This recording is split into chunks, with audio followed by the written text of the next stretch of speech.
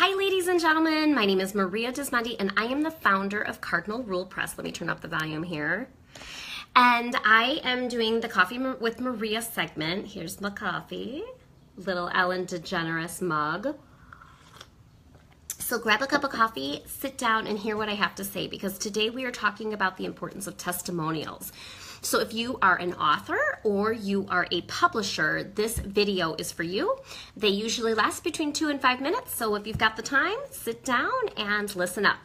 So there's a couple different ways that we at Cardinal Rule Press have found testimonials to be really effective. The first way is we have added testimonials to the back of our books. So if it is from an influential person in the book industry, or let's say you're writing a children's book, maybe it's a child psychologist or a school counselor, what have you, an influencer, that would be a really good testimonial to put on the back of the book, because teachers look for that. You know, as far as like the big companies that review books, that's also really positive to put on a book jacket or the back of the book. But I have to be honest, I am a big part of the teaching community, and those reviews are not done by educators. So educators want to hear what educators think about the book.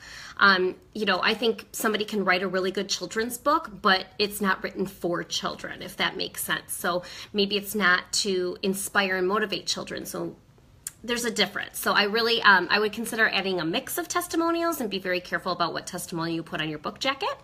Another way of using testimonials would be to create a testimonial video. And you can do this 2 different ways. One way is with just simple images from the book, and then you would overlay with text as to what the testimonial is. And you can grab those testimonials from, you know, you could contact people on Amazon. If there's a positive testimonial there that you would like to use, contact them and ask them if that you could use that for their video. I think that would be a really cool thing. And I've seen these videos, they're on YouTube, they're going around on Facebook, and they should be no longer than 30 seconds. So it should be a short amount of text that you can read very quickly, and then get a good feel of what the book is about and how people feel about the book. And the second way to do a testimonial with video is to take individuals, human beings, kids, grown parents, caregivers, teachers, and have them be interviewed for a video about the book.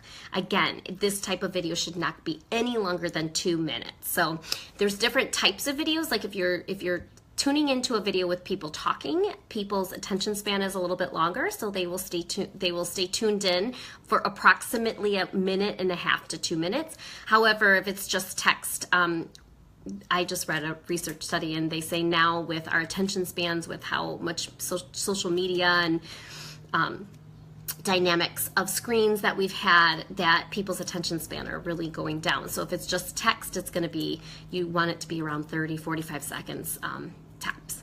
So those are a couple different ways to use a testimonial. And then the last way is to take a still image. So instead of making a video of it, you could have a still image. And we do this a lot with our virtual visits. So we'll have a picture that was taken during the virtual visit of the author speaking, and then we will overlay the text, maybe next to it with like some bold colors of what the educators, what an educator said about that virtual visit, and then we'll share that on social media, and that'll get a lot of engagement because it's a simple image and people are attracted to images. So if you're just tuning in, there's a couple different ways we talked about using testimonials. We talked about video testimonials, whether it's actual text or interviewing people. We talked about putting testimonials on the actual book jacket or back of the book. And we also talked about still testimonials that would be in like a picture format that you can share on Instagram and Twitter and Facebook, and other, Pinterest would be another good one too, to be able to pin. So thank you so much for tuning in. I do want to let you know, if you don't already subscribe to our newsletter, I highly suggest you do, because we have a every other week newsletter that goes out for publishers and authors on simple marketing tips. And it's information like this that you can just read in a few minutes and take action immediately.